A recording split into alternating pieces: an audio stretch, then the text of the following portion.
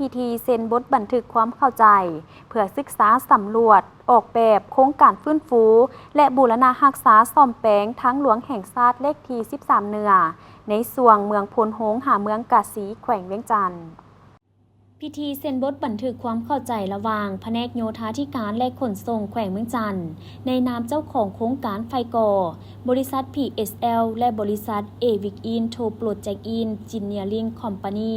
ผู้รับเหมาบูรณะและซ่อมแปลงเป็นไฟคอได้จัดขึ้นในวันที่ 26 พฤศจิกายน 2025 ที่ห้องประชุมของแผนกโยธาธิการและขนส่งโดยการเข้าร่วมเป็นสักขีพยานของท่านภูวงศ์บุญสูห้องเจ้าแขวงเมืองจันทน์มีหัวหน้ากลุ่มขวดทางจากกระทรวงโยธาธิการและขนส่งท่านคำมรศรีสอนซักหัวหน้าแผนกโยธาธิการและขนส่งแขวงเมืองจันทน์มีหัวหน้าแผนกการอ้อมข้างแขวงหัวหน้าห้องการโยธาธิการและขนส่ง4เมืองคือเมืองพลโฮงหินเหิบวังเวียงและกาสีมีประธานบริษัทพร้อมด้วยพนักงานที่เกี่ยวข้องของ2ฝ่ายเข้าร่วมการเซ็นบทบันทึกในครั้งนี้ก็แม่นเพื่อศึกษาสำรวจออกแบบโครงการฟื้นฟูและบูรณะรักษาซ่อมแปลงเส้นทางหลวงแห่งชาติเลขที่ 13 เหนือส่วงเมืองพลโฮงหาเมืองกาสีแขวงเมืองจันทน์กิโลเมตรที่ 70 หากิโลเมตร 212รวงยาว 142 กิโลเมตรในรูปแบบผสมผสานระหว่าง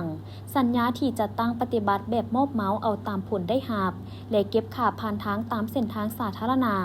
ซึ่งบทบันทึกความเข้าใจฉบับนี้ได้สร้างขึ้นบนพื้นฐานการเห็นดีเป็นเอกภาพของสองฝ่ายคือ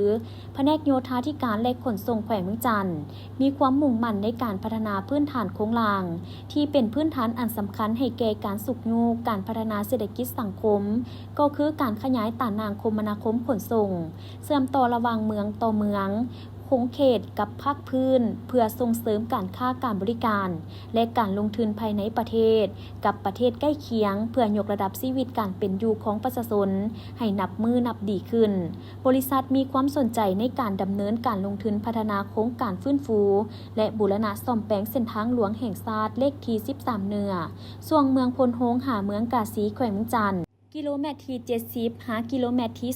212รวงยาว 142 กิโลเมตรในรูปแบบผสมผสานแผนกโยธาธิการและขนส่งและบริษัทมีจุดประสงค์ร่วมกันในการตกลงบางปัญหาและเนื้อในการพัฒนาโครงการพร้อมทั้งการกำหนดพันธะของแต่ละฝ่ายเพื่อดำเนินการเจรจาน้ำกันอย่างจริงใจดังที่ได้ระบุไว้ในบทบันทึกความเข้าใจฉบับนี้อย่างถูกต้องตามกฎหมายนอกนี้ผู้ตั้งหน้าบริษัท PSL ยังได้ขึ้นชี้แจงถึงต้นกำเนิดการเคลื่อนไหวและผลสำเร็จของบริษัทในระยะผ่านมาในพิธียังได้เซ็นบทบันทึกความเข้าใจซึ่งตั้งหน้าอำนาจการปกครองแขวงโดยแม่นทานคำมรศรีสอนซักหัวหน้าแผนกโยธาธิการและขนส่งแขวงและทานเต่งเมงอย่างลือไซหัวหน้าแผนกการเงินแขวงและประธานบริษัทของ2 บริษัทโดยซองหน้าทานภูวงศ์บุญสู